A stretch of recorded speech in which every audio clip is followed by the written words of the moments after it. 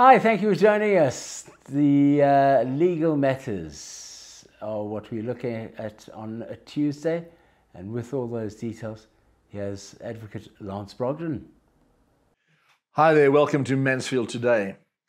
Middle of the year, exam time, schools, university, fear, challenges.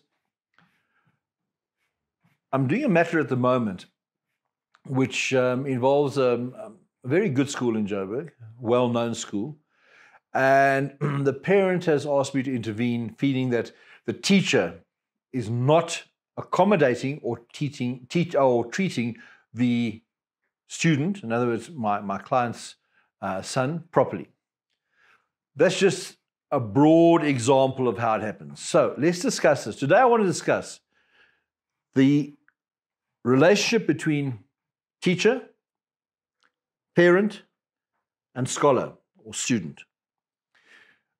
First thing, been speaking to some friends of mine this morning.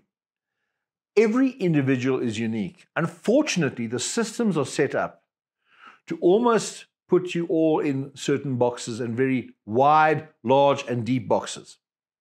So the accommodation of the individual is not always there.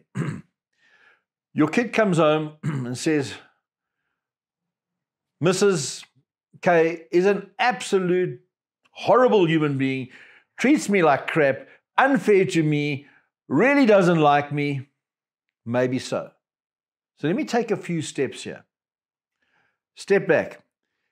Firstly, is your child in the right school?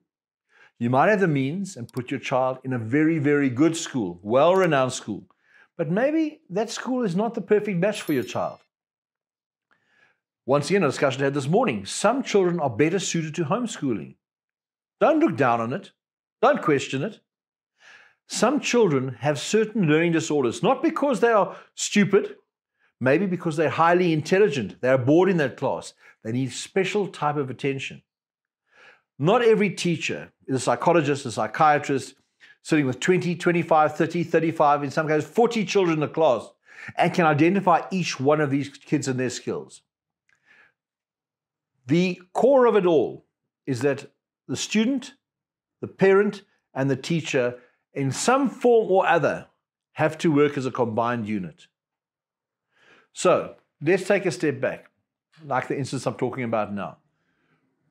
The moment your child comes up with a serious issue with a teacher, look at a few things. One, does this child do worse in that particular subject than in the other subjects? Very important, have a look. Two, how does your child on average rate compared to a class average? Because if all the other subjects, your child is class average plus, but this way below class average, perhaps there is something else going on here. Three, you are allowed to speak to the teacher and speak openly. Now, I know even for a parent, this is quite something difficult sometimes. It's quite, it embraces you, it grabs you, it throttles you. You don't want to have to speak to the teacher. But the important thing is from the beginning is have very open relationships with your children. Let them speak freely about issues.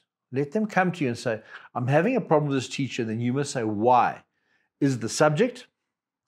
Is the teacher particularly unfair to you? And give me examples. The problem is these things are left to carry on. And often what happens, something happens during the year and the parent decides, I say, next year this is over. My kid moves on to the next grade. This teacher's out of the way. Don't do that, okay? You must attend to these things early. Schools, like university, are building blocks. Sometimes when the relationship goes awry between a teacher and a student, which does happen, we're only people, the building block is broken and sometimes you can never catch up. You see what's happened, especially in our country now, where the pass rate is so disgustingly low, and I say disgustingly because it's really unfair to the students, that when they get pushed through or pass with 35 or 40% and they actually think they know something, they actually don't.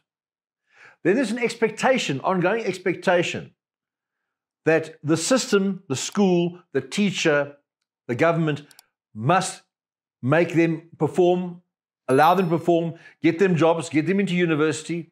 And I understand that expectation. You've passed me. So why can't I now become an engineer? You've passed me. Why can't I do it? Well, you don't have a clue. You can't even read and write. You can't do your sums. The school's just putting you through the system. So, very importantly, the relationship between the child, the parent, and the teacher must be strong, must be real, and must be open. Please don't let this thing run away. The building blocks are what makes the child later on in life. Just some small part of the mathematical model that they miss out. You can never catch it up. It runs away. Remember, your child is unique. Your child is very, very special. But being special means deserves a special type of attention. Some people need no attention at all. Some kids glide through school. Some people glide through university. They embrace, they understand, they feel confident. Others don't. But there is a way of giving them the same opportunities in life. So I'm coming down to the matter I'm dealing with now is the relationship must be firm, must make sense, and as well must be open.